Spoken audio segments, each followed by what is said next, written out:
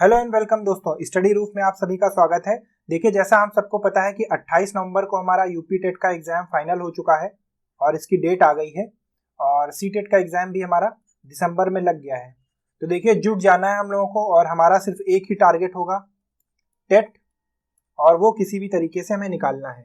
ठीक है, तो यहाँ पर जो हमारी ये क्लास है इसमें हम आपको मॉडल क्वेश्चंस बताएंगे कि किस तरीके के क्वेश्चंस आ सकते हैं। आप हमारी इस क्लास को पूरा लास्ट तक देखें और अपने आप को इवैल्यूएट करें कि आप किस हद तक हैं और पढ़ाई जोरों से शुरू करनी है हमें, क्योंकि हमारे पास लगभग 1 महीने का समय बचा है। तो चलिए शुरू करते हैं अपनी क्लास को। देखिए, सबसे पहला क्वेश्चन है हमारा कि विकास के व्यक्तिगत विभिन्नता को समझने के लिए क्या महत्वपूर्ण है। ठीक है, ये पूछा गया है। तो यहाँ पर अगर हम अपने ऑप्शन की बात करें तो पर्यावरण कारकों पर विचार करना जो लोगों को प्रभावित करता है, ये हमारा सही विकल्प नहीं होगा।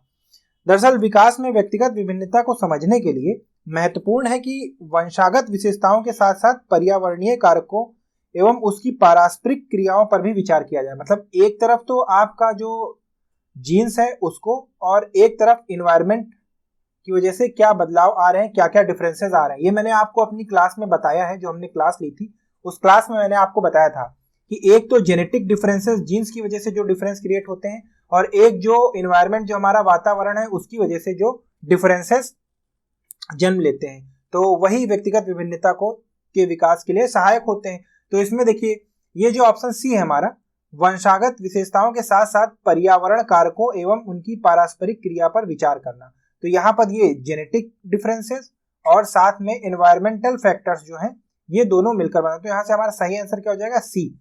ठीक है, अगर आप में से किसी ने हमारी क्लासेस नहीं देखी तो सीडीपी के लिए हमारी क्लासेस प्लेलिस्ट में पड़ी है, आप वहां से जाकर देख सकते हैं। तो अगर इंडिविजुअल डिफरेंसेस के, ये चीज आपको क्लियर हो, इंडिविजुअल डिफरेंसेस के लिए एक तो जेनेटिक और दूसरा इन्वायरमेंटल फैक्टर उत्तरदायी है। चलिए अगले क्वेश्चन की ओर चलते हैं। हमारा अगला क्वेश्चन है, सहयोगात्मक अधिगम एवं हम उम्र साथियों के द्वारा शिक्षण का एक समावेशी कक्षा इंक्लूसिव क्लास में किस प्रकार से उपयोग करना चाहिए, ये हमारा क्वेश्चन है। और यहाँ पर अगर हम लोग बात करें तो सक्रिय रूप से हतोत्साहित करना चाहिए, जी नहीं, सक्रिय रूप से हतोत्साहित नहीं करना चाहिए। मींस एक्टिव, किसी को डीमोटिवेट हमें नहीं करना है। और अगर हम लोग यहाँ पर बात करें तो सहयोगात्मक अधिगम और हम उम्र साथियों के द्वारा एक समावेशी जो इंक्लूसिव क्लास है उसमें सक्रिय रूप से आगे बढ़ना चाहिए।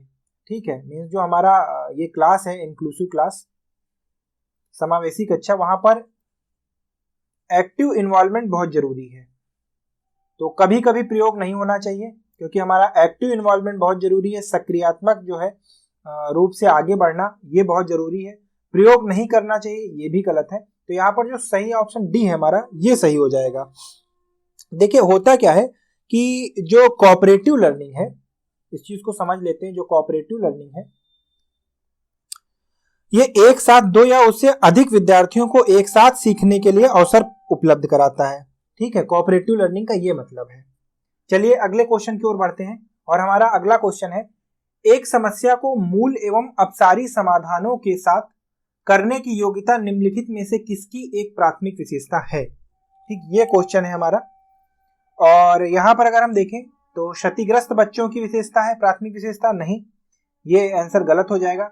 सृजनात्मक बच्चों की विशेषता है। हमारा अगला क्वेश्चन है, एक समस्या को मूल एवं अपसारी समाधानों के साथ करने की योग्यता निम्नलिखित में से किसकी एक प्राथमिक विशेषता है। तो देखिए, क्षतिग्रस्त बच्चों की तो नहीं है, और ये क्रिएटिव चिल्ड्रन जो होते हैं, जो सृजनात्मक बच्चे होते हैं, क्रिएटिव चिल्ड्रन, ये उनकी एक विशेषता है। ठीक है, और एक समस्या को मूल एवं अपसारी समाधानों के साथ सृजनात्मक क्या है, या एक्चुअली क्रिएटिविटी होती क्या है। तो ये जो क्रिएटिविटी है, सृजनात्मकता, यह एक ऐसी योग्यता है जो व्यक्ति को किसी समस्या का विद्वतापूर्ण समाधान खोजने के लिए, नए ढंग से सोचने या विचार करने के लिए, कार्य करने के लिए समर्थ बनाती है। मतलब आप किसी कार्य को वैज्ञानिक पूर्ण तरीके से, साइंटिफिक तरीके से कैसे ढूंढकर उसका हल निकालते हैं, ये होती क्रिएटिविटी। ठीक है, जैसे कठिन कार्य को करने के लिए, रचनात्मक आलोचना करने के लिए, ठीक है, क्रिएटिव क्रिटिसिज्म जिसे कहते हैं, रहस्यात्मक खोज के लिए संवेगात्मक रूप से संवेदनशील होना। ठीक है, तो यहाँ पर हमारा सही आंसर क्या हो जाएगा, बी, सृजनात्मक बच्चों की ये विशेषता है। उसके बाद अगले क्वेश्चन की ओर बढ़ते हैं और हमारा अगला क्वेश्चन है कि निम्नलिखित में से कौन सा अधिगम के सार्थक सरलीकरण के रूप में परिणीत नहीं होता है। ये हमारा क्वेश्चन है।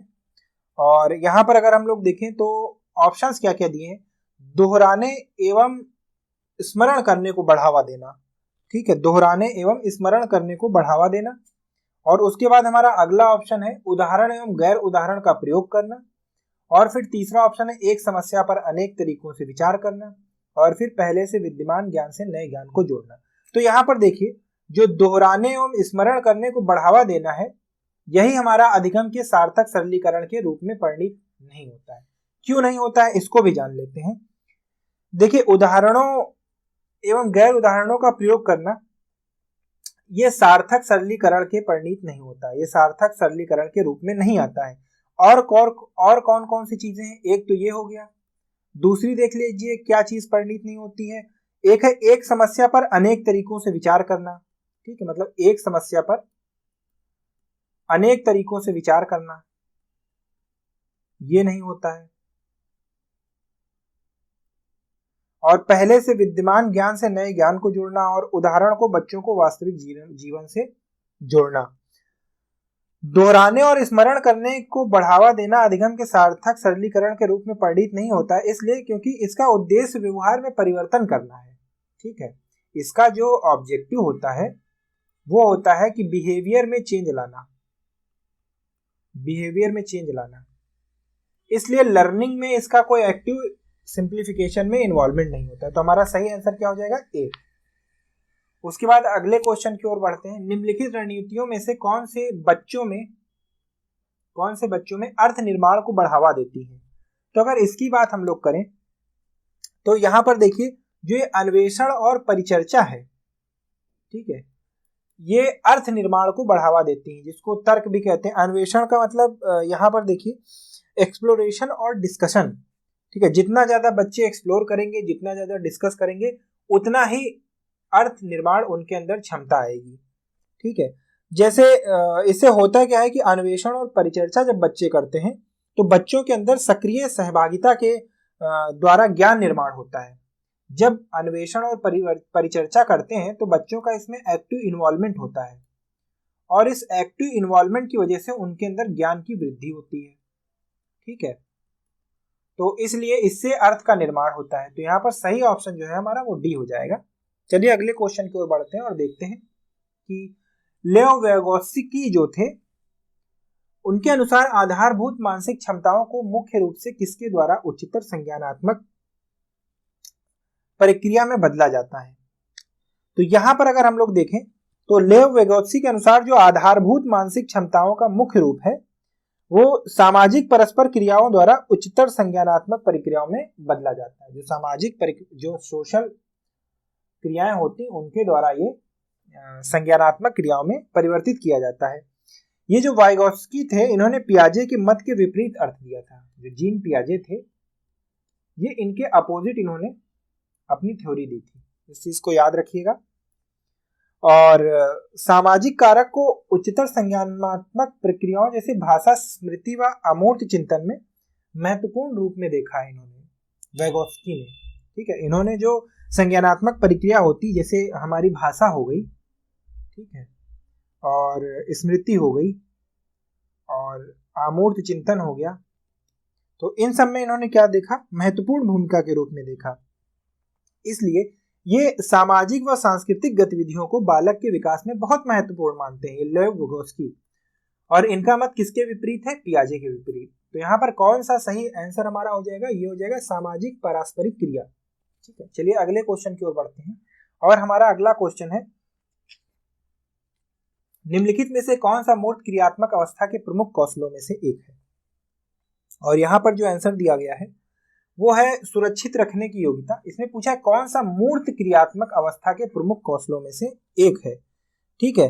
Concrete operational change, concrete operational change, ठीक है, ये पूछा गया है कि मेजर अकम्प्लिशमेंट में से कौन सा एक है।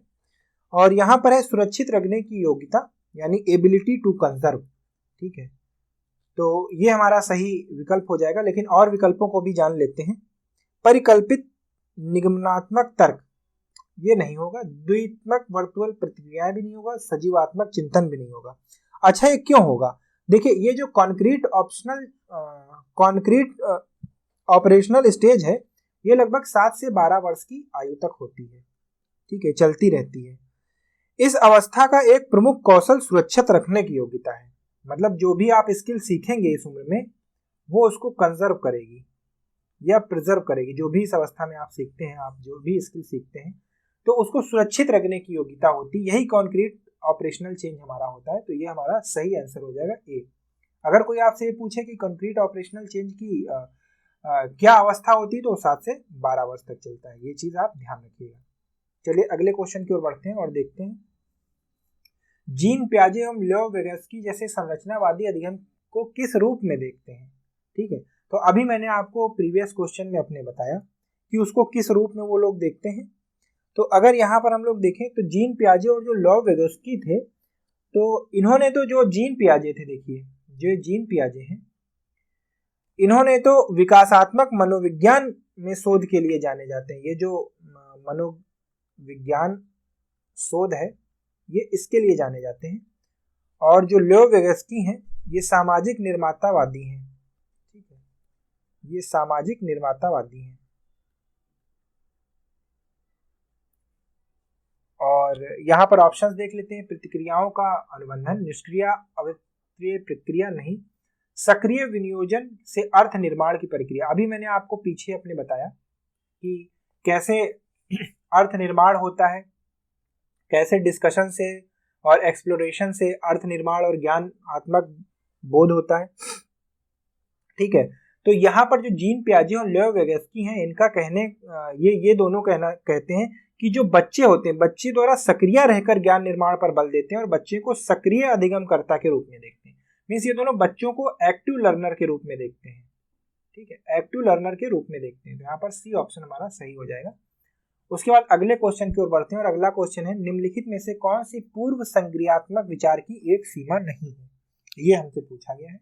और हमारा जो ये क्वेश्चन है इसके ऑप्शंस अगर हम लोग देखें तो ध्यान केंद्रित करने की प्रवृत्ति, डेवलपमेंट ऑफ सिंबॉलिक थॉट, या इगोसेंट्रिज्म या अहमन्यता, या इररेसिस्टिबिलिटी या अनुत्क्रमणीयता। तो देखिए यहाँ पर जो संज्ञानात्मक विकास है तो ये 2 वर्ष की अवस्था से प्रारंभ हो जाती है, ठीक है, ये 2 वर्ष की अवस्था में प्रारंभ हो जाती है और 7 वर्ष की अवस्था तक चलती है, ठीक है। और इस अवस्था में संकेतात्मक या प्रतीकात्मक विचारों का विकास तथा भाषा का प्रयोग प्रारंभ हो जाता है, ठीक है। यानी संकेतात्मक और प्रतीकात्मक विचारों का विकास जो होता है भाषा का प्रयोग आरंभ हो जाता है। इसलिए जो प्रतीकात्मक विचारों का विकास पूर्व संक्रियात्मक गुण है, ना कि एक सीमा है। तो इसमें अगर हम लोग देखें ऑप्शन से कि निम्नलिखित में से कौन सा पूर्व संक्रियात्मक विचार की एक सीमा नहीं है पूछा गया है, सीमा नहीं है यहाँ पर पूछा गया है, ठीक है। तो यहाँ पर जो हमारा सही आंसर हो जाएगा वो हो जाएगा प्रतीकात्मक विचारों का विकास, क्योंकि ये सीमा नहीं, ये पूर्व गुण है, ठीक है, ये इसका पूर्व गुण है, कैरेक्टरिस्टिक है। और बाकी ये सब जो है ये सब सीमाएं हैं, ये सब सीमाएं हैं, ठीक है। तो यहाँ पर डिफरेंस आपको क्लियर हो गया, तो इसका सही आंसर बी हो जाएगा। उसके बाद अगले क्वेश्चन की ओर बढ़ते हैं और हमारा अगला क्वेश्चन है कि निम्नलिखित में से कौन सा प्रश्न बच्चों को गंभीर रूप से सोचने के लिए आमंत्रित करता है। तो ये हमारा है, निम्नलिखित में से कौन सा प्रश्न बच्चों को गंभीर रूप से सोचने के लिए प्रेरित करता है। तो इसका बहुत सही जवाब आप देख सकते हैं, बहुत आसान है। क्या आप इसका उत्तर जानते हैं? ये गलत है। सही जवाब क्या? ये भी गलत है। अगर हम तार्किक रूप से भी देखें तो इसमें ये जो है ये हमारा ये थोड़ा क्रिएटिविटी लाता है कि विभिन्न तरीकों से हम इसे कैसे हल कर सकते हैं। जब बच्चे के दिमाग में ये आ जाता है कि इसको हल करने के और क्या तरीके हो सकते हैं, तो यही है जो बच्चों को गंभीर रूप से सोचने के लिए प्रेरित करता है। ठीक, तो इसका सही आंसर डी हो जाएगा। उसके बाद अगले क्वेश्चन की ओर बढ़ते हैं कि बच्चों को छोड़कर अन्य सभी के द्वारा लिंग भूमिकाएं ग्रहण करते हैं। ये हमारा क्वेश्चन है। तो यहाँ पर देखिए, बच्चे ट्यूशन को छोड़कर अन्य सभी के द्वारा लिंग भूमिकाएं ग्रहण करते हैं।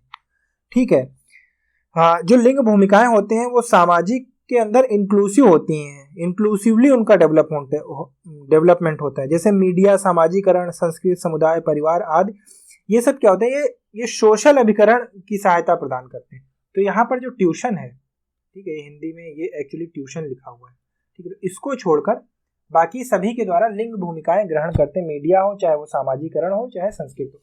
यहाँ पर सही आंसर हमारा डी हो जाएगा। बहुत इंपॉर्टेंट क्वेश्चन है ये वाला, जो क्वेश्चन है ये फंसाने वाला है एग्जाम में, जो भी 11 क्वेश्चन हम लोगों ने देखा। फिर अगला क्वेश्चन है, बच्चों में प्रतिभाशीलता के कारण हो सकती है। क्या बच्चों में प्रतिभाशीलता के कारण हो सकते हैं? तो अगर यहाँ पर हम लोग देखें तो बच्चों में प्रतिभाशाली और अनुवांशिकता और वातावरण के बीच एक अंतःक्रिया के कारण हो सकती है, ठीक है।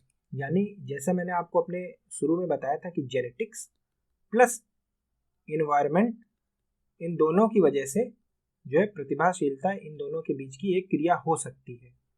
कि भाई आपके पिता से कुछ आपको इनहेरिट हुआ हो, कि आपके पिता या माता में से कोई बहुत बुद्धिमान हो तो वो टैलेंट आपको जेनेटिकली मिला हो, और या तो इन्वायरमेंटली आप उतने बुद्धिमान हो, आपके आसपास का वातावरण ऐसा हो, तो इन दोनों के मिक्सचर से हो सकता है। तो यहाँ पर सही आंसर हमारा क्या हो जाएगा, आनुवंशिकता और वातावरण के बीच अंतःक्रिया।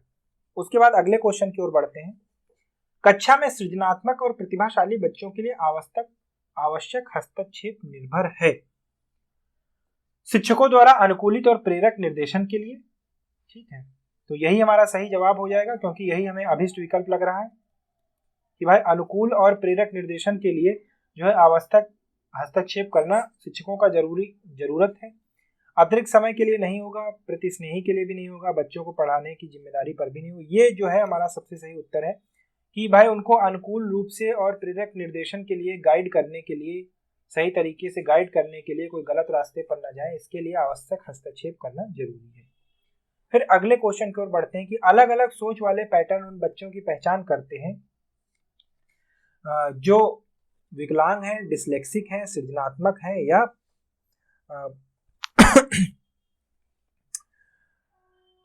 या प्रत्यास्थी हैं, ठीक है। तो इसमें देख लेते हैं, अलग अलग सोच वाले पैटर्न उन बच्चों की पहचान करते हैं जो सृजनात्मक होते हैं, ठीक है, जो क्रिएटिव होते हैं, ये उनकी पहचान करते हैं जो क्रिएटिव होते हैं। तो यहाँ पर सही आंसर हमारा हो जाएगा सी, क्रिएटिव बच्चों की, जो क्रिएटिव हैं ये उन्हीं की करते हैं। ऐसे बालक जो होते हैं वो किसी भी समस्या पर क्या करते हैं, कोई भी समस्या उनको दी जाती है तो उस पर चिंता करते हैं, गहन अध्ययन करते हैं, बहुत सोचते हैं और नए तरीके से हल करने की कोशिश करते हैं, ठीक है। तो अलग अलग सोच वाले पैटर्न उन बच्चों की पहचान करते हैं जो सृजनात्मक होते हैं, क्रिएटिव होते हैं। फिर चलिए अगले क्वेश्चन की ओर बढ़ते हैं, और हमारा अगला क्वेश्चन है कि निम्नलिखित में से कौन सा एक संवेग है, ये पूछा गया है। तो यहाँ पर ये जो डर है ये हमारा एक संवेग हो जाएगा, ठीक है। ये जो डर है हमारा ये एक संवेग हो जाएगा, ठीक है।